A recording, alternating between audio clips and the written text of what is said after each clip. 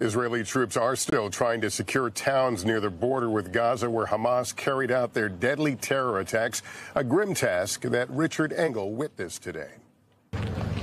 Israeli troops are still trying to secure the country 4 days after the worst terror attack in Israel's history, and today moved into the village of Kfar Aza on the border with Gaza. Hamas massacred dozens of Israeli civilians here. The area is not yet secure. This is the first time journalists have been allowed in. Israeli troops are still clearing this kibbutz. They fear that there might still be Hamas fighters hidden in some of these buildings.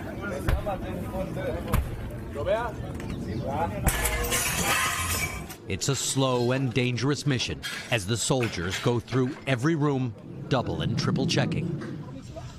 All the residents are gone, either evacuated, killed, or kidnapped. There are still bodies everywhere. The Israelis in body bags. Hamas gunmen were left rotting where they fell, next to the flags they brought to declare victory.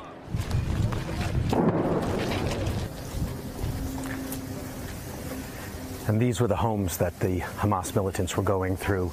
You can see all the doors and windows are broken in.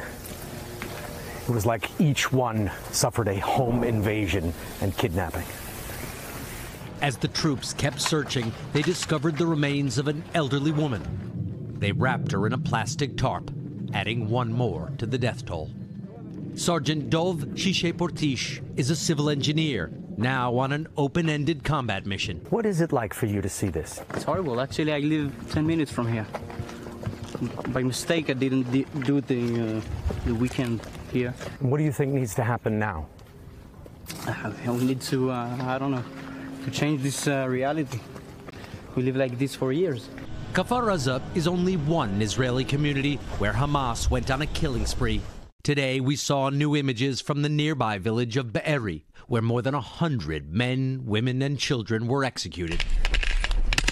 Hamas says it trained for over a year for all of this, and today released new footage, which the group edited and blurred, of the militants streaming through holes in the border fence and flying over it. And Hamas isn't finished yet. The militants today launched hundreds of rockets into Israel. We took cover in a shelter. This is happening in Israel every single day. Israel's Iron Dome defense system intercepted nearly all of the rockets. But a few did get through. Israel has declared war on Hamas, and these may only be the first days of it. Richard, all right, we're also getting late details on that phone call between President Biden and Prime Minister Netanyahu. What can you tell us?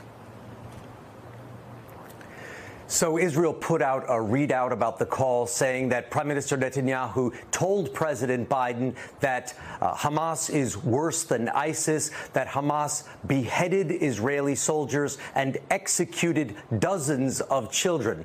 These are claims we have not independently verified.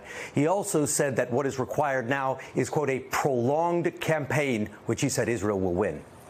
Thanks for watching. Stay updated about breaking news and top stories on the NBC News app or follow us on social media.